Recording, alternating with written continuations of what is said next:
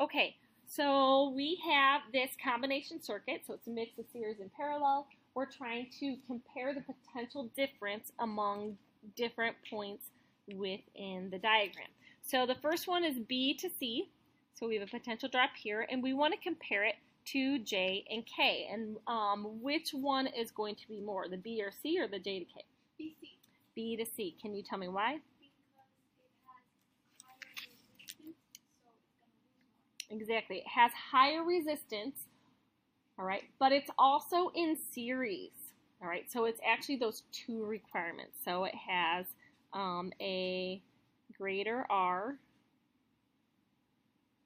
and it has equal current, and it's in series.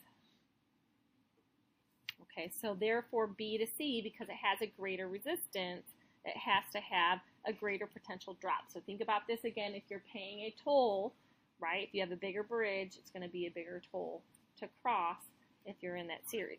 All right, what can you guys tell me about the value of the potential drop from B to get all the way to K? B all the way to K. So to go B to K,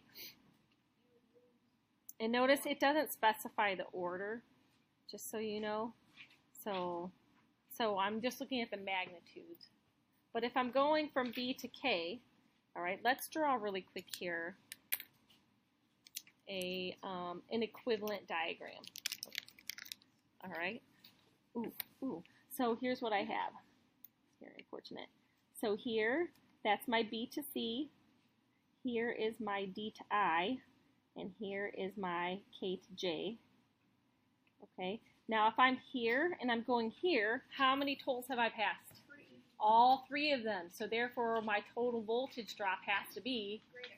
All 12, right? It has to be greater because this is the total circuit versus just one resistor. Makes sense? So the total voltage drop over the whole circuit is obviously going to be more than 1.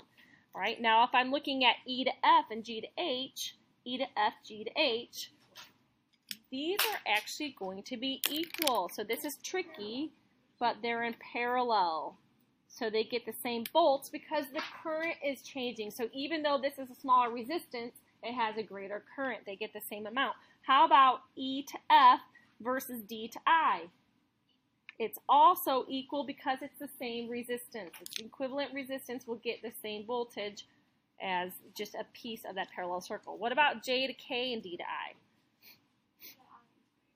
So we have to be careful here. For D to I, what we're going to want to do is get the equivalent resistance. So you guys go ahead. I'll just wrap this up. So D to I, that's 1 over that. It's going to be 1 over 3 plus 1 over 5. So if you calculate that, you end up getting 1 point what? Ooh, I think I got 1/3 plus 1/5 reciprocal, 1.875.